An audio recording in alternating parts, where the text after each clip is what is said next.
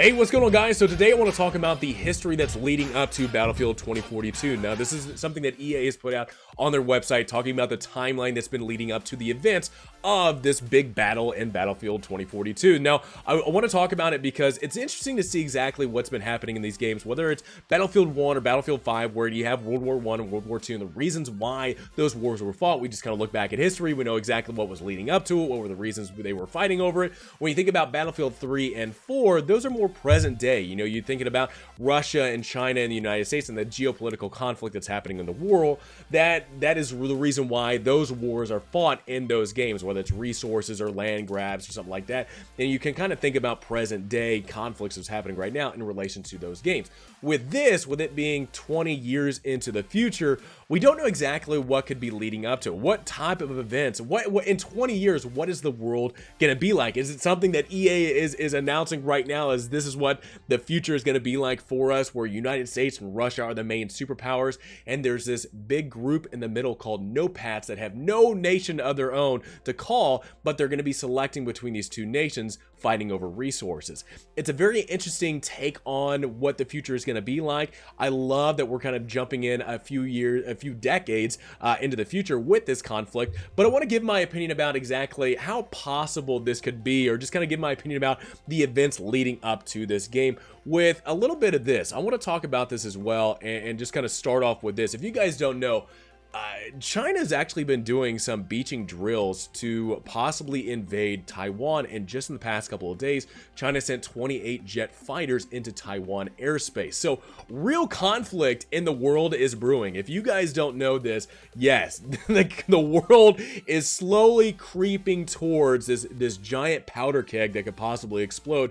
And it's funny to think about, you know, what was leading up to World War I and World War II, and are we on that path to, well, a possible World War III happening? No idea, but man, oh man, it definitely feels like we are slowly creeping towards that powder keg to explode. But anyway, just wanted to talk about that for a little bit, but let's get into the history of Battlefield 2042 and the timeline and what was leading up to these events. So welcome to 2042. As the world stands on the brink of war, a new kind of stateless soldier emerges from the greatest crisis in human history. And how did we get here? A decade of chaos. So 10 years. That's a lot of time. And the funny thing is that, man, a lot of things can happen in 10 years. I mean, good heavens, there are possible conflicts just recently right now. So what is the world going to be like in 10 years? No idea, but this is at least the perspective of what EA thinks. So 2031, 10 years is all it took to bring the world to the brink. Rising sea levels, collapsing economies, broken alliances, and the headlines keep on rolling. I can definitely see an economic collapse. I mean, we just saw like the chaos that was happening with the pandemic, with businesses shut down and trade and whatnot being kind of disrupted in the real world. So I definitely could see that as a possibility on what could be leading up to supply chain shortages and stuff like that around the world that could lead up to chaos. So October 9th, 2033, Hurricane Zeta, the world's first Category 6 storm. So that'd be kind of crazy to see. We only have ever seen Cat 5s, but a Cat 6, I can't imagine exactly what that would be. But June 11th, 2034, global food and fuel shortages sparked the Second Great Depression. Look, I mean, just in the past, you know, a decade ago, we had the Great Recession is what they called it. That was pretty devastating to the economy. Now we built back a little bit, you know, towards, you know, getting out of that and whatnot over the years, but it possibly could actually happen again. I mean, that's one thing that's been recently talked about is a possible, you know, thing with, you know, you had ransomware on fuel and food distribution areas and whatnot. Supply chains have already been disrupted a little bit depending on different events that have happened around the world. So that could be a possible thing where a recession or a depression causes, again, more conflict, more people to distrust each other in the world. That could lead to conflict. So again, that's another thing I can actually believe that could lead up to another war. August 8th, 2035, European Union officially disbands following Germany's collapse. Now, this is one thing there's not a whole lot of details on like, how did Germany collapse? Is it the economy thing? Is it an environmental thing? Like, what was the reason why behind Germany's collapse? No idea. But it is interesting thing. You already had, you know, the United Kingdom getting out of the European Union. You've had other European nations talk about getting out of the European Union and stuff that's leading up to that. So again, what is the reason behind Germany's collapse and why the European Union is faltering because of it? No idea, but at least that's one thing that they kind of give in here. So the rise of the notepad. So left behind, the displaced band together in a ragtag fleets in search of safe harbor. These are families, farmers, doctors, engineers, and soldiers, the once privileged and the impoverished with backgrounds that are worlds apart, forced together, determined to survive. The media calls them the non-patrioted. They call themselves the notepads. So these are people that apparently have been living out on the sea because of how chaotic the environment has been, to where they don't know exactly where they can go. They have no nation to call their home, so they're surviving on their own, which I can say a little bit. I mean, if you're having doctors, engineers, people that are skilled in certain things, you might have these people that be able to survive on their own, and they don't need, you know, big nations. I mean, as long as they can fish, they can do their own thing and survive. You might not need a nation to call your home. You can just survive with the small community that you have. But with this rise of notepads apparently within the world, this is what is leading up to this big mercenary movement between who's going to be selecting who. Are you going to be fighting the United States? Are you going to be fighting for Russia in the future?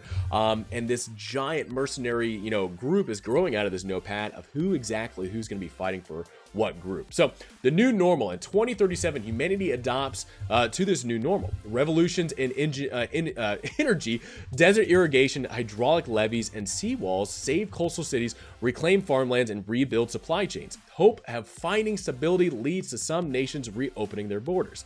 However, with no way to repatriate 1.2 billion people, non-pats become a permanent fixture in all economies, militaries, and social policy making. Many no-pats are still distrustful of the government that exiled them and refuse to call to reassimilate. No-pats leaders emerge, inspiring a new identity unbound to former nations, drawing a line in the sand between old world and new world, where we are no-pats becomes a rallying cry. Amidst the world rebuilding, a spark of fracturing erupts between the US and Russia as the last superpowers both vie for control over the vast changing world. So, you know, this is actually one thing I could see is, you know, if some type of world chaos happens that splits people apart to where they don't want to be they don't want to call their, you know, nation an ally or their, you know, the nation their own. They want to be on their own. They want to be separate. They want to have control over their own lives and their own groups and their own communities, and not focus on what these nations have. Dude, I can totally see that happening with more things that are happening in this world. I can definitely see people kind of separating themselves and getting away from big superpowers and wanting to create their own, you know, communities and just kind of work off of that. So this, to me, I don't see as very far-fetched at all. But, you know, 18 years from now, exactly what's going to be happening with, you know, world crises or environmental and stuff like that. I don't know. To me, I can see it, you know, with people nowadays with wanting, you know, to separate themselves between party lines and stuff like that. I could totally see something like that happening. So the blackout of 2040, a sudden space debris storm creates a Kessler effect, causing 70% of all orbiting satellites to malfunction and crash to Earth. The cause is unknown. Subsequent blackouts cause mass devastation. Planes crash, communication grids collapse. Already jammed global supply chains come to a standstill. Prices of oil, grain, coal skyrocket exponentially. Unsustainable claims report over 100,000 lives lost. I just want to say this real quick. Just 100,000? That's just me. Like, I look at I have no idea what the world population is, you know, in this future with, you know, global catastrophes happening. But to me, 100,000.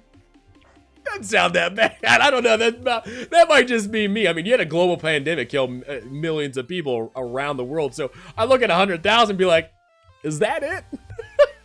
But world on the brink goes over the edge. No internet, no navigation, no surveillance, no storm forecast. Geopolitical distrust surges overnight. No one can spy on each other, so no one trusts each other. Both Russia and the US claim the other is responsible for the blackout, while some suspect no-pats were behind it and accuse them of trying to sow anarchy. Former military and combat training specialists among the no-pats rise up into armed task force to defend themselves as tension rises. Dude, I could totally see look, this is like an EMP thing. If the power grid goes out, that doesn't mean that planes are just gonna fall out of the sky. This is an EMP type of thing. Dude, I could totally see that. Look, you had people rushing out to get toilet paper just on the notification of there's a possible pandemic that turned out to be one. But you had people going out for toilet paper, fighting over toilet paper. You tell me something like this happened where technology just shuts down, no internet, no cell phone, no all this and that. People will be fighting so cutthroat just over the stupidest things because that's the society we live in now. I'm telling you what, that I could see. I could see that. People literally just fighting cutthroat and it just tooth and nail because no internet, no navigate, no nothing. Nobody knows anything and we're just gonna fight. Maybe I could see maybe small communities banding together, staying together and not so much, but big cities, dude, I could totally see big cities just going into chaos on that. So anyway, last thing, the brink of war. Food and fuel shortages ignite a shadow war between the US and Russia to maintain possible deniability. Both sides field non-PATS task forces as proxies in escalating conflict over resources, promising the refugees a piece of what's left. So, dude, I mean, proxy wars have been going on for decades, for generations. So this, I see that. I mean, there's probably proxy wars right now that are that we don't know about. Proxy wars, back in the day, Vietnam and so many other things that were happening. There were proxy wars between nations and stuff like that. I could totally see this. And again, this is the mercenaries. They're growing out of the non-PATS, this task force and whatnot. So who are you going to be fighting for? What flag are you going to be raising for? Who's going to be paying the most money? So 2042, open war is imminent. No PATS have no choice but to choose sides, fighting not for a flag, but for their future. Their war is your story. So that is the events leading up to Battlefield 2042. Some of it I believe, some of it I'm like, oh dude, I can totally see that. I can see those events happening. I mean, is it happening 20 years in the future, 10, 20 years in the future? I don't know, man. With conflicts nowadays that are happening, in real time, dude, this could be a sooner possibility. I mean, it might not take 10, 20 years for some of this stuff to happen, but that is the history. That is what is leading up to Battlefield 2042. That is the storyline that they are setting up for this game. So let me know in the comments below, what is your guys' opinion about this storyline, about the history, the timeline that they have set up for this game? What do you see as realistic? What do you see as kind of far-fetched? Let me know in the comments below, and just overall, let me know if you like this timeline that they've set up for this game to build up kind of a storyline of what is the real thing that's going on in this game. Let me know in the comments below. Hope you guys enjoyed this video. Please have a great rest of the day. I look forward to talking to you guys all next time.